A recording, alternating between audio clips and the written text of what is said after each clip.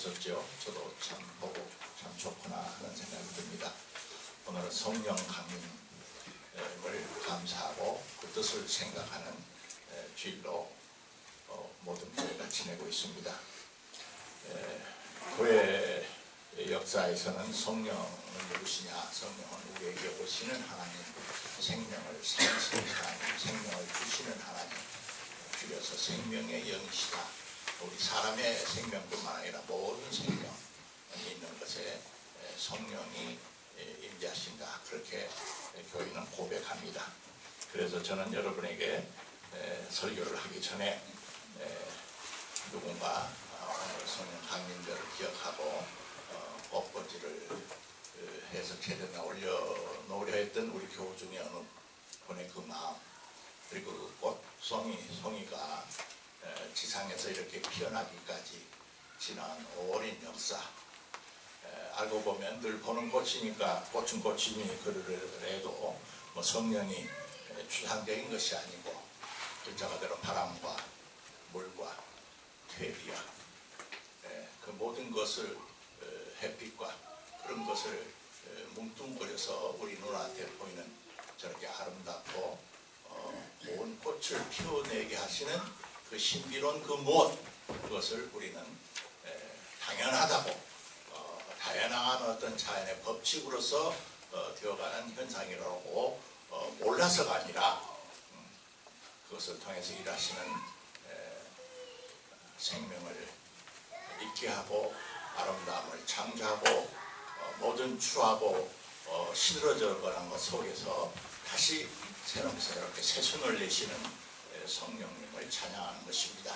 그래서 5월 달에 이 성령 강림절이 있는 것은 참으로 의미 있다 생각하지 아니할 수가 없습니다. 오늘 설교는 성령 강림 주일입니다만 특별히 제가 원고를 따로 작성은 하지 않았고 저에서 무슨 책을 하나 집필하고 있는데 그 주제 아이템 중에 하나가 신비주의에 관해서 좀 쓴 것이 있어서 그가 오늘 설교 말씀과 연계시켜서 말씀을 증언하려고 합니다. 그래서 설교가 조금 딱딱한 신학적 강연 기분이 좀 들는지 모르는데 그러나 쉽게 해보도록 하겠습니다. 제목을 신비주의의 본질과 성령의 역사 그랬는데 신비 체험과 성령 이렇게 줄여도 괜찮겠습니다. 우리가 일상적 생활 속에서 볼 때 보통 믿지 않는 사람이나 믿는 사람, 뭐 불자들이나 육아의 배경을 갖고 사는 사람들이나 그 참 신비적인데 하는 말을 듣죠. 그것은 종교적 언어입니다. 신비적이다. 영어로 미스티컬하다. 신비적이다. 이런 말을 우리가 듣기도 하고 흔히 말하기도 합니다만 거기에는 여러 가지 말하는 사람의 사정과 배경과 삶의 체험에 따라서 의미를 달리하고 있죠. 똑같은 신비적이라는 단어를 쓰더라도 말입니다. 보통 일반 세상 속에서는 합리적으로 설명하기 어려운 일을 당할 때 예를 들면 방언, 신유, 뭐 사람 마음을 꿰뚫어 보는 독심술 그런 사람들의 기능을 우리가 체험하고 목도할 때 심지어 마술이나 이상심리의 초능력을 목도할 때도 세상 사람들은 그거 참 신비하다라는 말을 씁니다.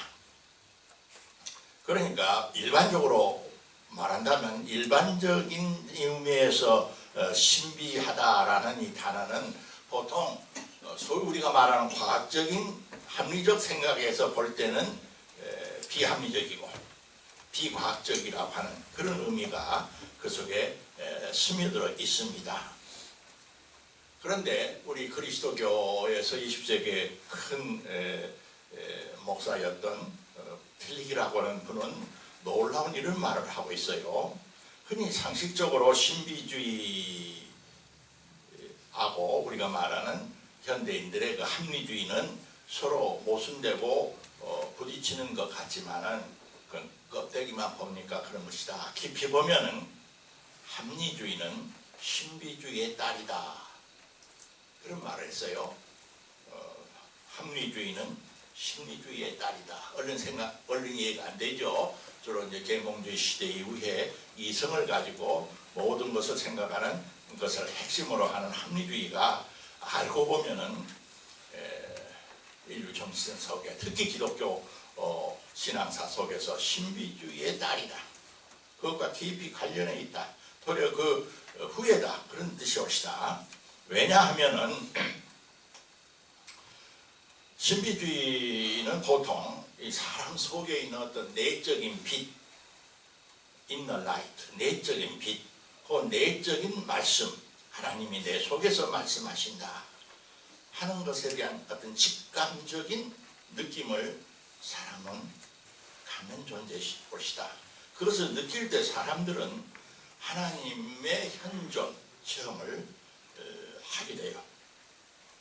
그렇기 때문에 심리주의의 본질은 겉으로 나타나는 어떤 초자연적인 여러 가지 이상스러운 기적 그런 어떤 사건이라기보다는 인간이 가장 깊은 자기의 내적인 자아, 그 심령 속에서 뭔가 이상적인 것과는 다른 우리가 하나님이라고 부르기도 하고 다른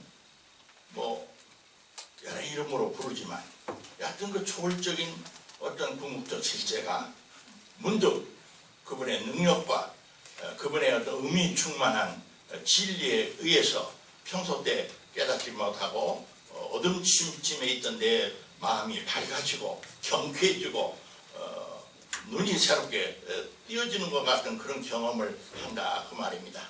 그때 사람들은 그 뭔가 누군가는 모르지만 그 어떤 신비와 일치되는 체험까지 갈 수도 있고 참여 내가 그 능력과 힘과 신비에 동참하고 있다라고 하는 그런 느낌을 하게 되는 것입니다.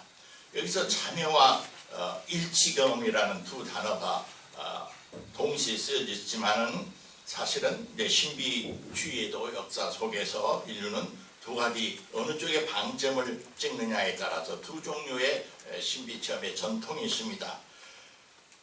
내 속에서 어떤 영혼자를, 신비자를, 하나님을, 절대자를 직접 체험함으로써 나는 그분과 일치되었다라는 쪽을 강조하는 그런 종교 계통은 주로 전통이 힌두교나 불교 계통은 그쪽을 강조합니다. 그래서 이제 소위 그쪽에서는 명제적으로 어떻게 표현을 하면 브라만과 아트만은 같은 것이다, 일치다 그런 말을 하죠. 그러나 다른 이제 그런 신비체험을 해도 그것은 그런 어떤 본질적인 일치는 아니고 그 신비한 체험을 하도록 내가 초청을 받았다, 내가 초대를 받았다. 그래서 나는 그 잔치에 그 신비한 경험에 동참을 하게 된다 라는 각도에서 신비체험을 이해하는 참여의 신비주의가 있어요. 우리 그리스도교의 정통 신비주의는 성 프란시스로부터 시작해서 오늘날 마더 테레사까지 바로 이 참여적 신비주의 전통이라고 볼 수가 있어요. 그것은 이제 흔히 우리가 말하기를 쇠와 불빛이 고온에 도달해서 쇠인지 불인지 모르더라도 영광의 불빛이 꺼지면 쇠덩이로 남듯이 내가 신비체험을 할 때는 하늘도 없고 땅도 없고 너도 없고 나도 우리 찬송가 있잖아요. 모든 것이 다 사라지고 하나님과 나 사이의 일체의 황홀감 속에 젖어 있지만은 이제 그 신비체험의 그 시간이 은혜의 시간이 지나고 깨보면은 나는 여전히 시간 속에서 격동하는 역사의 시련 속에서 헐렁 이렇게 남아있는 하나의 육체 덩어리, 피조물, 한 인간임을 깨달으니까 기독교는 그런 신비체험을 하게 되는 것이 초청이고 은사고 선물이라고 생각을 해서 하나님과 우리 사회의 그 소위 질적 차이를 잊지 않으려고 하는 그런 전통이 옳시다. 다시 본론으로 돌아가서 합리주의는 신비주의의 딸이다 하는 말을 좀 더 깊이 좀 생각을 해봅시다. 왜 그러냐, 오늘은 성령 강림주의 때문에 그렇습니다. 흔히 우리가 사람의 특징이 뭐냐, 사람만이 가지고 있는 다른 동물과 다른 특징이 뭐냐 할 때 사람에게는 지성이 있고 도덕성이 있고 그리고 여러 가지 예술 능력을 가질 수 있는 감성이 있다. 소위 지성, 덕성, 감성, 이것이 인간 본성을 설명하는 대표적인 어휘들이죠. 근데 이제 우리가 교회 다니면서 아니 인간에게는 그것뿐만 아니라 영성이 있다 그런 말을 해요. 영성. 근데 영성이란 말이 그렇게 쉬운 이야기가 아닙니다. 일반 사람들한테 영하면 영이 뭔지를 잘 몰라요. 이해할 수가 없어요. 무슨 대모 귀신과 같은 뭐 신령하고 좀 무서운 어떤 귀신 같은 큰 존재가 영이 아닌가 그런 막연한 생각을 하고 있어요. 그렇기 때문에 영성도 오해를 해요. 지성이나 덕성이나 감성에 덧붙여서 사람됨의 제 네 번째 특성으로서 하나에 추가된 것이 아닌가 그렇게 흔히 오해를 합니다. 그러나 우리 기독교 성경을 가만히 들어보면 영성은 그런 것들과 평면적 차원에서 또 하나의 추가된 인간의 능력이 아닙니다. 영성은 지성과 덕성과 감성을 통해서 그것을 통합하면서 그것을 뛰어넘으면서 그것을 더욱더 지성이 되게 하고 더욱더 도덕성이 되게 하고 더욱더 순수하고 예민한 감성이 되도록 촉발하는 어떤 초월적인 능력과 관계되어 있어요. 그래서 영성을 그것과 나란히 첨가된 제4요소라고 보지를 않습니다.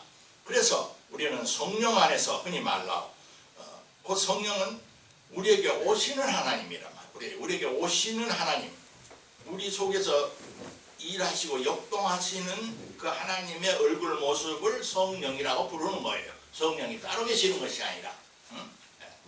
그렇기 때문에 우리는 성령이여 오시옵소서, 성령을 예배하고 찬양하고 이제 영광을 돌리는 것이지, 유명한 부흥사가 이리 오라 하면 오고 저리 가라면 가고 물건처럼 초능력처럼 주기도 하고 받기도 하는 그런 어떤 초자연적인 물건 같은 것이 아니다 하는 것을 먼저 우리는 분명하게 이해를 해 두는 것이 좋겠습니다. 아까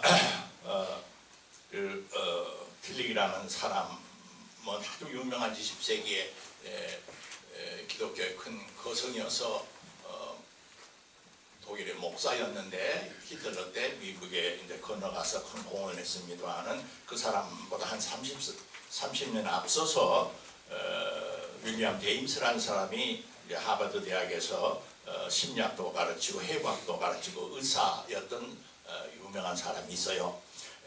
그분이 아주 중요한 책을 하나 썼는데 종교 체험의 다양성이라는 책이 우리나라 말로도 번역이 되어 있어요. 종교 체험을 하는데 종교 체험에 여러 가지 다양한 측면이 있더라 그거예요. 이 사람은 신학자는 아닙니다. 어떻게 말하면 심리 철학자요, 의사고 정신과학자인데, 그러나 이 인간이 가지고 있는 종교 체험에 깊은 관심을 그는 쏟아부었어요. 그래서 영국에 가면은 유명한 에버딘 대학이라고 하는 역사가 깊은 대학이 있는데요. 거기에서 소위 기포드 강자라, 기포드 렉처라고 하는 그 강자가 수백 년 동안 온 세계 저명한 자연과학자들, 사회과학자들, 인문과학자들, 신학자들 이렇게 초청해서 1년 동안 강의를 하게 해요. 그리고 그것을 이제 책으로 묶어내는데 그게 초청받은 것 자체가 세계적인 석학임을 방정하는 셈이 되는데, 아까 말한 틸릭이라는 사람도 거기 가서 강연을 한 것이 그게 조직신학 제2권이 됐고, 바로 이 윌리엄 제임스가 가서 강연하는 것이 묶어져서 나온 것이 종교체험의 다양성이라는 책입니다. 그 속에 신비체험의 특성을 4가지로 요약을 하고 있다는 것을 전에 한번 제가 여러분에게 이미 말씀드렸습니다. 다시 한번 의미를 해봅시다.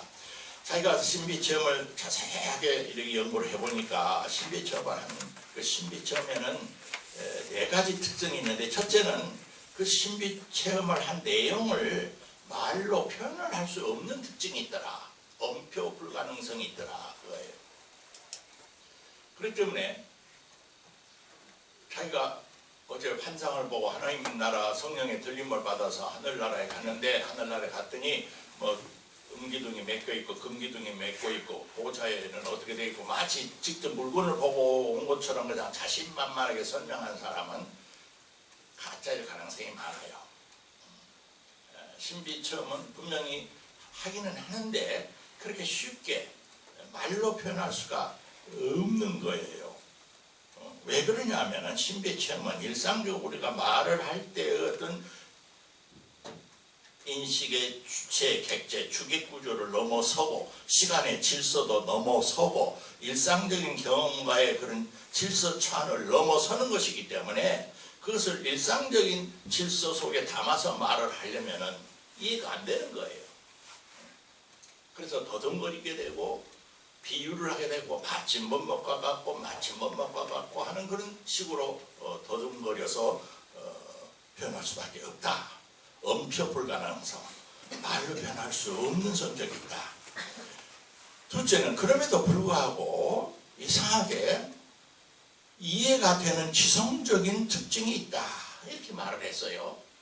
신비체험이라고 해서 그냥 혼동과 몽롱하고 그냥 그런 것이 아니고 그렇게 합리적인 설명을 하라면 안 되지만 마음속으로는 더욱더 또렷하게 이해가 되는, 그래서 우리의 마음이 밝아지고 이성이 더욱더 이성답게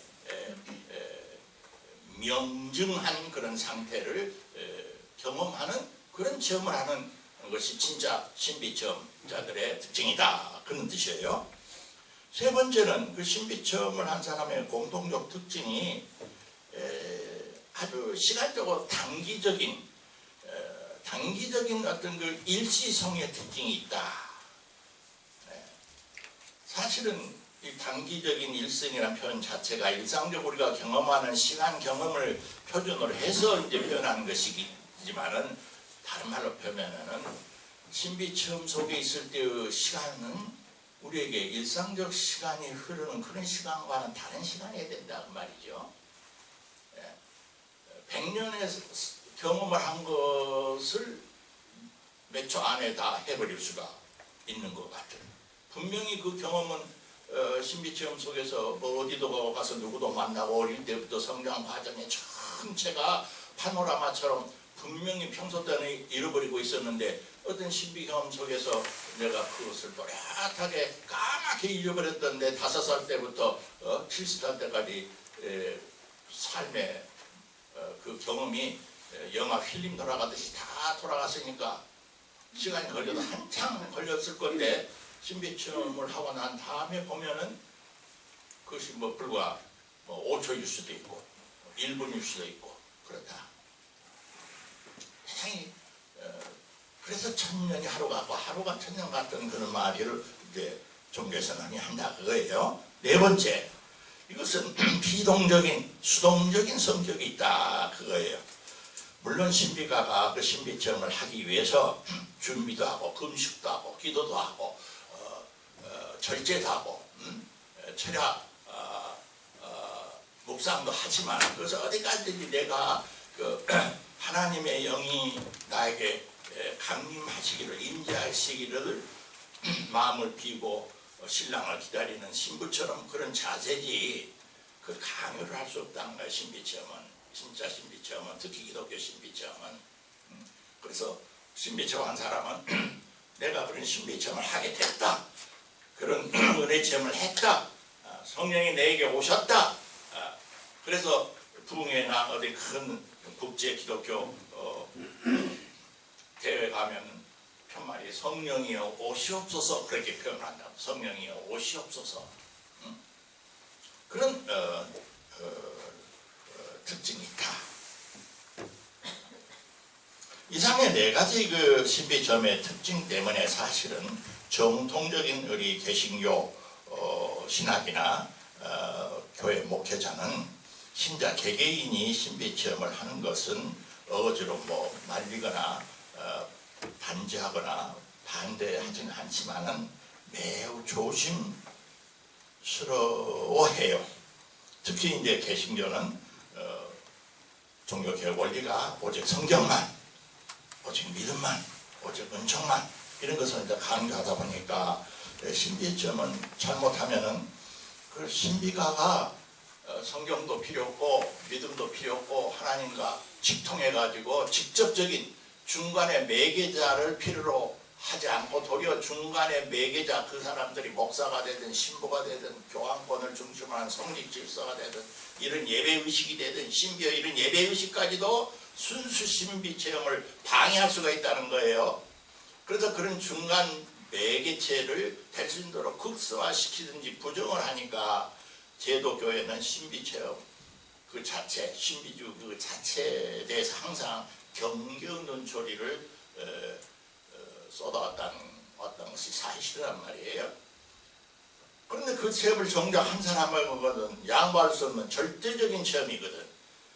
그래서 이제 조지 폭스 같은 그런 퀘이커의 어떤 신비, 내적인 빛, 내적인 말씀을 강조하는 소수 어떤 소종파 운동으로 가든지 한국 같은 어떤 조영규 목사 교단이 대표하지만은 소위 오순절 계통 계열의 교회의 어떤 전유물처럼 독점물처럼 이 신비주의가 신비점이 그렇게 돼버렸어요. 그래서 이제 정통적 일반적 교회는 이제 교회 역상은 오늘 우리가 드리는 것처럼 성령 강림주의를 갖다 해가지고 빈들의 말은 불같이 찬송가도 부르고 뭐 목사가 성령에 관한 설교도 한 번 하고 하지만 그 다음 주일부터 또 잊어버린 거예요. 성령 강림교를 우리가 그렇게 지내야 하는가? 성령은 정말 5월의 실록처럼 정말 생기발랄한 것이고 우리의 생명을 살아 꿈틀거리게 하고 나태하거나 지루하거나 짜증나게 하지 않게 하는 그 생명의 신비로운 동력인데 기독교 정통 신학이나 목회에서 이 신비주의를 이제 간접적으로 은근히 억압을 하거나 경원시하면 어떻게 되냐 하면은 신학이라는 것이 교리를 중요시하는 딱딱한 그런 종교 집단이 되어버리든지 도덕 집단이 되어버려요. 도덕과 지성이 중요하지만 그럼 철학을 하면 되고 윤리 운동을 펴면 되지. 굳이 모여서 우리가 이런 예배를 드리고 소위 신앙적, 종교적 특별한 영역이 있을 필요가 없지요. 그것은 우리가 아까 말한 영이라고 하는 것, 영성이라는 것이 인간의 지성과 도덕성과 감성이 도저히 해결할 수 없는 더 높은 차원의 진실과 진리를 말하고 인간을 그 차원으로 이끌어 올리려고 하는 그런 숭고한 사명과 목적이 있기 때문에 그렇다 하는 것을 우리가 다시 한번 깨닫게 되는 것입니다. 시간이 많이 이제 흐르기 때문에 이제 한두 가지만 말씀을 더 드리겠습니다. 우리 신약 성경에는 사도 바울의 편지가 13개가 들어있어서 거의 신약 성경의 아주 중요한 부분을 차지하고 있고 기독교 신앙의 핵심을 이루는 자양분을 제공하는데요. 흔히 이제 바울의 편지의 그 중심을 관통하는 정말 말하고자 하는 바울 편지의 핵심 정신이 뭐냐? 흔히 우리는 믿음으로 의롭다함을 가르치는 교리를 했다. 이렇게 이제 루터 종교계 이후에 그런 쪽으로 해서 의인론이나 무슨 대속적 신앙을 많이 강조했습니다. 그건 뭐 틀린 말은 아니죠. 그러나 아까 그 세계적인 거성, 20세기의 거성 그분의 견해에 의하면은 바울의 편지 전체를 관통하는 진짜 중요한 주제는 성령론이라는 것입니다. 성령론. 그가 영체험을 해서 그가 가지고 있던 지성으로 그가 가지고 있던 도덕적인 의지로 판단해서는 예수 도당들 이놈들은 말도 아니야. 이놈 다들 잡아 죽여서 고소해가지고 혼내줘야겠다라고 아주 살기 등등해서 달려가다 다메섹 도상에서 그가 성령의 체험을 통해서 전혀 새로운 눈을 뜨고 그의 인생이 뒤바꿔진 그런 강렬한 다메섹 도상에서의 성령 체험 때문에 바울의 일생 동안에는 그를 지배했던 그리스도교 신앙의 핵심 속에는 성령의 능력으로 말미암아 사람은 새로운 존재가 된다. 근데 성령은 바람처럼 빛처럼 막히지 않아. 국경도 인종도 전통의 종교의 차별도 유대인이나 헬라인이나 이방인이나 사람들은 차별을 하지만 성령은 그런 거 차별하지 않고 누구든지 그 영을 받으면 주는 영이시니 영이 계신 곳에는 주의 영이 계신 곳에는 자유함이 있느니라. 더 유명한 고린도서 3장 17절 말씀 여러분 다 기억하잖아요. 누구든지 그리스도 안에 있으면 배운 자나 못 배운 자나 황인종이나 백인종이나 흑인종이나 새로운 피조물이 된다. 이전 것은 지나갔으니 보라 새 것이 되었도다. 이것이 바울 복음이 말하려는 핵심이라는 거예요. 그럼 그리스도 안에 있다는 말은 무슨 말이냐? 부활하신 그리스도께서 이제 성령과 함께 성령으로서 우리 가운데 임재하시고 우리의 심령을 밝히시고 우리를 하나님의 자녀로 고양시켜 가신다는 거죠. 그렇기 때문에 종종 교회 예배 속에서 우리가 이 교단 저 교단을 참석해 보면은 말씀을 강조하는 교회가 있어요. 말씀 중심, 표도 그렇게 써보지. 어느 교회는 성령을 강조하는 것이요. 은혜 충만. 근데 말씀과 성령이 이렇게 서로 이질적인 것이냐? 그러나 조심해야 한다. 같은 건 아니야. 근데 이것이 서로 한쪽만을 강조가 되면 위험하게 돼요. 저는 그것을 종종 전선을 따가 흐르는 전류로 비유를 해서 여러분에게 말씀드린 적이 있습니다. 지금도 전등이 켜 있는데 이게 네온사인 전등이 되든 일반 백열구 전등이 되든 전등이라는 것은 본질적으로 전선을 따라 흘러온 전류가 뭐 필라멘트를 통하든지 하여튼 뭐 네온사인의 화학 구조물을 통해서든지 그것이 이제 빛으로 변경돼서 발광을 하는 거 아닙니까? 그래 전선 여기까지 올 때는 전선을 따라서 전류가 흐르지요. 그런데 전기현상이라는 것은 우리가 천둥 번개처럼 전선이 없어도 전기현상은 있을 수 있어요. 방전이 되듯이요.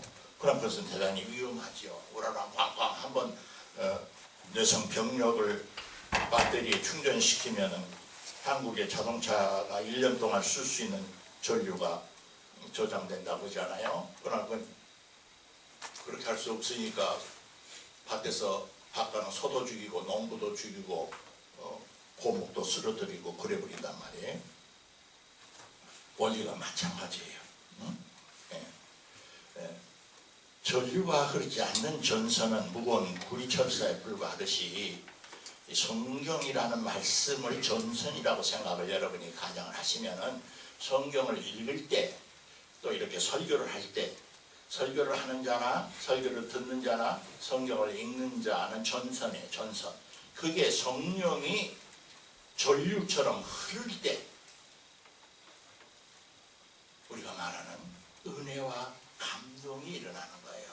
그래서 시간의 거리가 없어져 버려요. 바울이 2016년 5월 15일 사교 작은교회에서 직접 우리 앞에 당신의 편지를 읽어주는 것 같은 그런 느낌을 하게 된다 그 말이에요. 오늘 읽은 우리 소희 양이 옛날 성경을 읽어줘서 도리어 고마운데 그게는 의문은 사람을 죽이고 영은 살리는 거다. 그때 의문이라고 하는 의례와 문자, 구체적으로 율법 문자를 말했어요. 세번역은 영어는 레터, 문자, 글자, 뭐 신학, 논리 다 해당한 거예요. 그런 것은 잘못하면 그리스도교적인 영적 생명을 억누르고 죽이는 역할을 할 수 있다. 오직 영만이, 성령만이 그것을 새롭게 살려내고 더 다이나마트하게 한다. 그런 말씀을 하고 있죠. 그렇기 때문에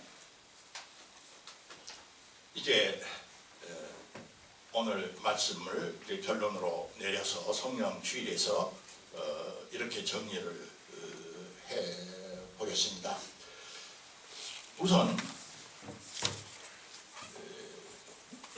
신비적이라는 것은 우리가 제도도 필요하고 이런 직제도 필요하고 경제론이라는 귀중한 바이블도 우리에게 필요하지만 특히 그의 개신교의 원리에 있어서는 하나님이 또한 성령이 또한 부활하신 그리스도의 영이 직접 우리 마음속을 우리의 심령 속을 방문해 주실 수 있다라고 하는 것을 믿고 감사하는 신앙의 것이다.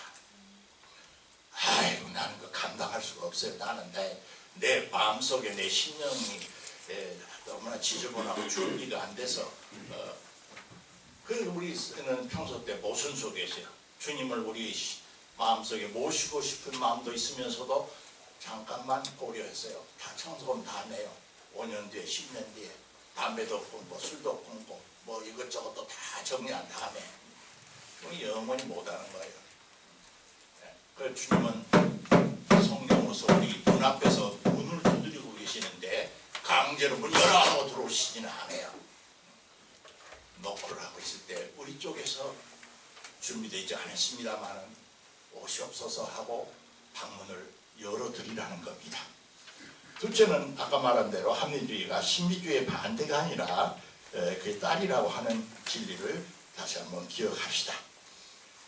그렇기 때문에 이제 개신교에서 가장 중요한 것은 성령의 강림절에 우리가 명심해야 할 것은 그것에 관한 무슨 이론적 가르침이 아니라 예수께서 직접 하시지 않았어요? 말씀하다만 너 속에 있는 빛이 어둡지 아니한가? 다시 한번 체크하라. 점검하라. 너가 그리스도인이 되어가지고 오늘 이 시간에 세상에 많은 다른 사람은 다른 곳에서 다른 일을 하고 있는데 수리 129번지 이 산골짜까지 왜 왔어?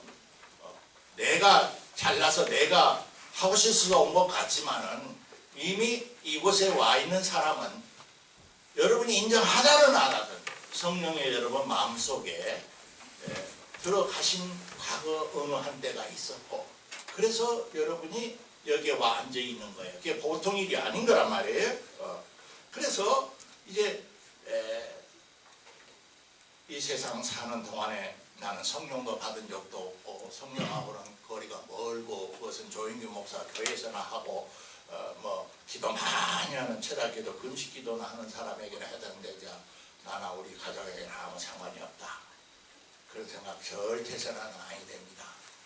여러분은 성령을 못 느끼고 부정하고 잊고 있을 때라도 성령은 여러분을 찾아가셨고 여러분의 개인과 가정의 문제를 알고 탄식하며 함께 기도해주고 계시고 주눅들지 말고 올해 실록처럼 피어나서 살아라. 생명은 귀중한 거다. 하고 우리를 격려하시는 영이시다. 정말 마지막으로 성령은 어두운 데서 빛이 비치라 하시 태초에 그렇게 말씀하셨던 그 하나님께서 영으로 우리 속에 오시는 분이 성령인데 오셔서 하시는 제일 중요한 문제가 뭐냐 하면은 오늘 고린도후서 4장에 의하면은 예수 그리스도의 얼굴에 있는 하나님의 영광을 알게 하는 빛을 비춰주시는 분이란 말이에요. 무슨 소리입니까? 예수께서 그런 말씀 하셨죠. 내가 너희를 떠나야겠다. 내가 떠나야 나 대신 보혜사 성령이 오셔서 내가 너희들에게 가르치고 한 말을 다시 생각나게 해 주실 것이다.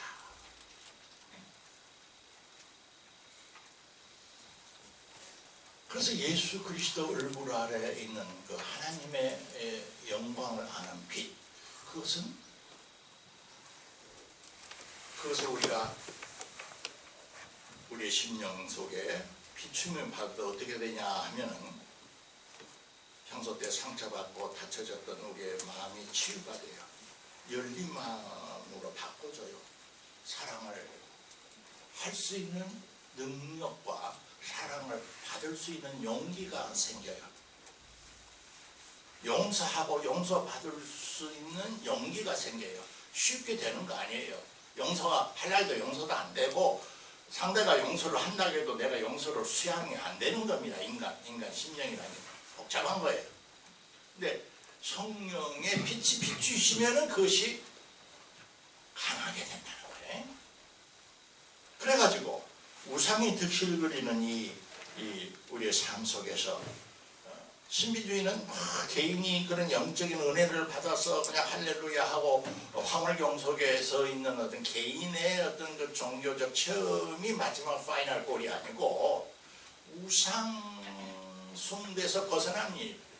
아까 하나님이 우리와 직접적으로 관계하시는 하나님과 우리와의 어떤 직접적 만남의 체험이 신비체험의 본질이라는 건 뭡니까? 가운데 그동안 뭐 종교, 제도, 성직자, 뭐 신학, 뭐 심지어 경전인 성경마저도 그 하나님과 인간의 심령의 직접적인 관계를 가족 가운데 서가지고 복덕방 노릇을 하면서 도리어 내가 중요하니까 나를 봐라라고 하는 그런 우상들이 되어버렸어요. 그런 경우가 많았어요. 하물며 이 세상의 어떤 정치, 경제, 문화, 이념 그런 우상은 또 말할 것도 없죠. 그런 우상들을 보게 해요. 우상을 비판할 수 있는 능력을 갖게 해요. 진정한 성령을 받은 사람, 진정한 신비 체험을 하는 사람. 그래서 정말 자유인이 되게, 정말 하나님만 하나님으로서 예배하고 섬기고 인간은 자유하고 사랑하고 용기하고 아무리 세상이 추하고 더러워도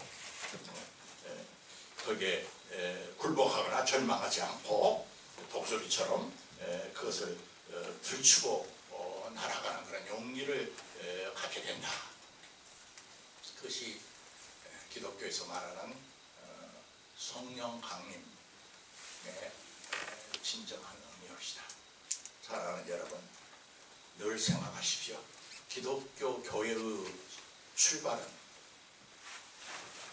공자 제자나 붓다 제자처럼 학식 많은 사람들이 선생님이 남겨주신 훌륭한 교훈이 귀중해서 최근에 도마복음서를 발견해가지고 그쪽에 너무나 치우치는 사람들이 한 가지 알아야 할 것은 그것 때문에 교회가 생긴 것이 아니에요. 기독교가 무식하고 두렵고 떨리고 어찌할 줄 모를 때 마그 다락방에 움츠고 있는 그들에게 성령이 내려서 성령이 강림하셔서 교회가 시작한 거예요. 기독교가 시작한 거예요. 시작도 그렇고 기독교 교회가 살아있는 신앙 공동체로서의 지속도 성령 안에 있지 않냐면 인간들이 모여서 하는 종교 사업이 되어버려요. 성령은 기독교 신앙의 알파와 오메가다 하는 것을 다시 한번 고백하는